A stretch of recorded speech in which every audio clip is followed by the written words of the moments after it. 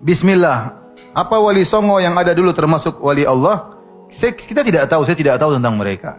Saya katakan semua boleh jadi wali. Dan wali tidak terbatas pada apa? 9. Ya. Siapapun boleh jadi wali. Dan wali tidak diukur dengan apa? Kesaktian. Ya. Wali itu bukan stempel yang kita bikin. Wali itu dari Allah Subhanahu wa Ta'ala. Kita hanya bilang secara zahir ini orang soleh. Ini orang soleh. Ya. Tidak ada masalah.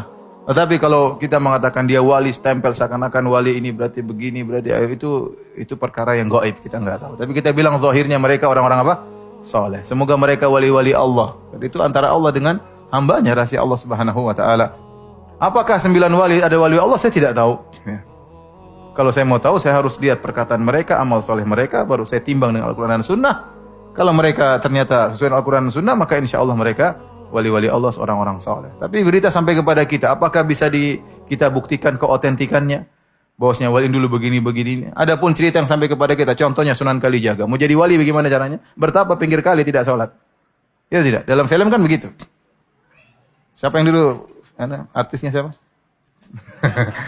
Kan dalam film saya nonton, saya masih kecil dulu. Sunan Kalijaga bagaimana jadi wali? Dia pergi ke pinggir kali. Kemudian dia bertapa kan? Bertapa sampai badannya penuh dengan lumut. Dia tidak sholat, tidak makan. Kemudian dia tiba-tiba jadi apa? Wali. Kalau begitu cara jadi wali, itu wali setan. Kalau begitu caranya.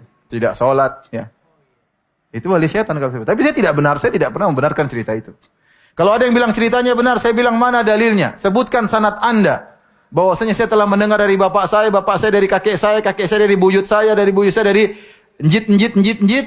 Bahwasanya dari Paijo, Paimin dan Juminten dia melihat Sunan Kalijaga di pinggir kali bertapa kemudian jadi wali. Taib, kalau kamu bisa menyebutkan sanadmu, rangkaian sanadmu, ini derajatnya bagaimana? Apakah mereka benar semua ataukah ada yang tukang dusta, apalagi suka nambah-nambahin, apalagi orang kita suka nambah-nambahin cerita. Ya. Ya makanya enggak bisa kita benarkan berita tersebut. Ini yang nulis siapa? Yang nulis siapa? Saya dulu pernah ada seorang profesor namanya profesor di kawan juga di UGM, dia punya buku tentang Wali Songo. Kemudian panitia minta saya nemani dia untuk menceritakan isi bukunya karena bukunya laris waktu itu, zaman-zaman tahun 2000-an atau 99. Saya bilang, aduh, saya nggak bisa.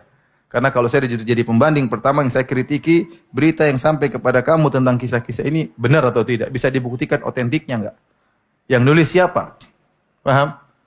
Ya. Kita hanya bisa menduga-duga, tapi kalau kepastian tidak ada. Kalau hadis ada sanadnya jelas. Saya bilang ini benar, sanadnya bisa diperiksa. Kalau dhaif, kalau palsu. Tapi kalau cerita, saya bilang, kakek saya dulu bisa terbang. Coba, ente bisa bantah saya? Mana sanadnya Ustaz Firanda? Ya, saya bilang dari bapak saya. Ya, antum harus cek bapaknya Firanda dulu bagaimana. Dhaif atau sikoh, kan gitu.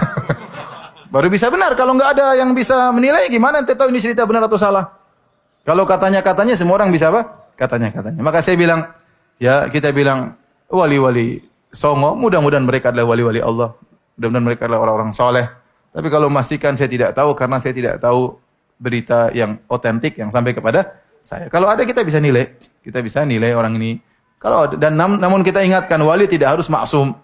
Tapi secara kesalahan-kesalahan yang enggak ada. Namun manusia juga punya salah, Umar aja juga punya salah.